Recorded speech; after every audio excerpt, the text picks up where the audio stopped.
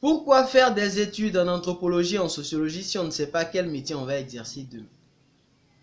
Alors cette vidéo, elle a le but essentiel de répondre à une préoccupation qui existe chez les étudiants, chez des parents et chez d'éventuels curieux qui aimeraient bien savoir quel métier est lié aux études anthropologiques et sociologiques. Notre vidéo s'articule autour de 3 points essentiels. Le premier, c'est de savoir quel est l'objet d'étude du sociologue, n'est-ce pas? Ensuite, la méthodologie d'investigation du sociologue et enfin, on verra les débouchés liés aux études anthropologiques et sociologiques. Je précise tout de même que cette vidéo est une généralité sur le métier de sociologue. On verra plus en détail, c'est-à-dire les métiers un à un dans les vidéos qui vont suivre. Bienvenue!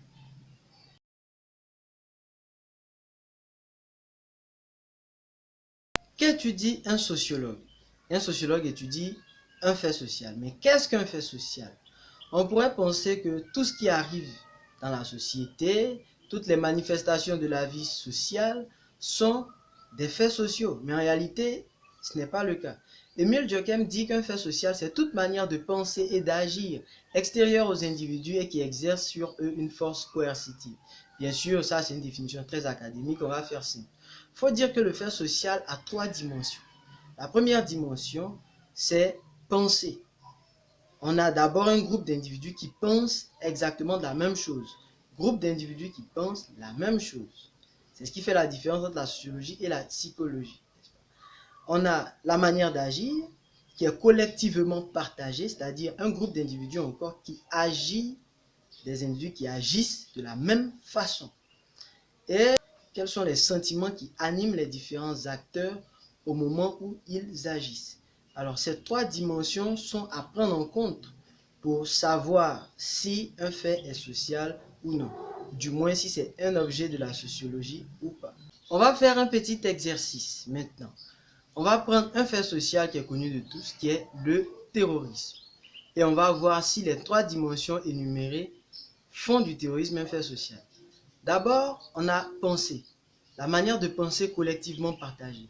Nous ne sommes pas sans ignorer qu'il existe des cellules terroristes, il existe des réunions entre terroristes, etc. Donc, ils ont la manière de penser, ils ont la même manière de penser partout dans le monde. Et la deuxième dimension, qui est la dimension agir, on sait que les terroristes ont le même mode opératoire, le plus souvent. Ils se font exploser avec des bombes en tuant le maximum de personnes autour d'eux. Et la troisième dimension, c'est-à-dire qu'ils ont des sentiments qui les poussent à agir de la même façon. N'est-ce pas? Voilà en quoi on pourrait dire que le terrorisme est un fait social.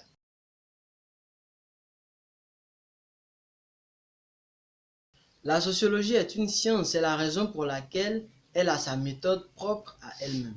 Alors le but de cette vidéo n'est pas de rentrer en détail quant aux questions méthodologiques, c'est de juste présenter les grandes étapes de la recherche sociologique. D'abord, on a la rupture. C'est le lieu de se débarrasser des préjugés, des prénotions, des informations reçues au sujet d'un phénomène donné. C'est également le lieu de formuler des questions, parce que le travail n'est pas hasardeux. Le travail se fait avec des questions qui orientent le travail sociologique. La deuxième grande étape, c'est la construction. C'est là où le sociologue mobilise des cadres théoriques et méthodologiques pour l'accompagner dans son travail de recherche. Et enfin, on a la constatation. C'est là où on fait toutes les analyses des données. Après avoir investigué de la sorte, le sociologue fait une communication pour valoriser les résultats de ses recherches.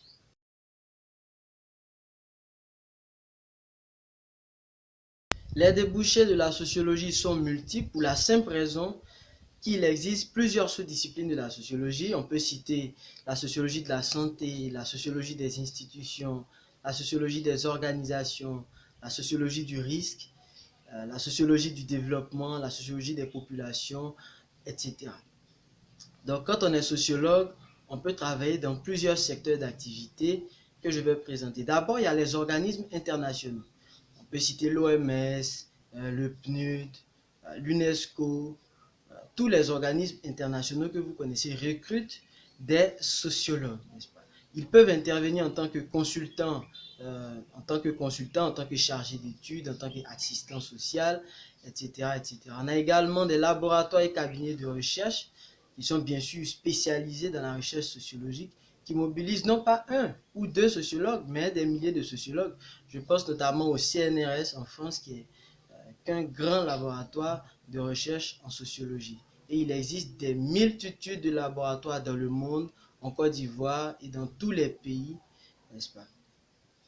On a également les collectivités territoriales, le conseil régional, la mairie, bien sûr, qui œuvrent pour la population. Donc, ils ont besoin à tout moment de sociologues pour orienter leurs différents travaux, leurs différents projets. Merci d'avoir suivi cette vidéo. Ce qu'il faut retenir, c'est que le sociologue travaille sur le fait social et le fait social a 3 dimensions. Deuxièmement, le sociologue a une méthodologie propre à lui qui lui permet de comprendre et expliquer un fait social. Troisième élément, qui est le plus important, les débouchés.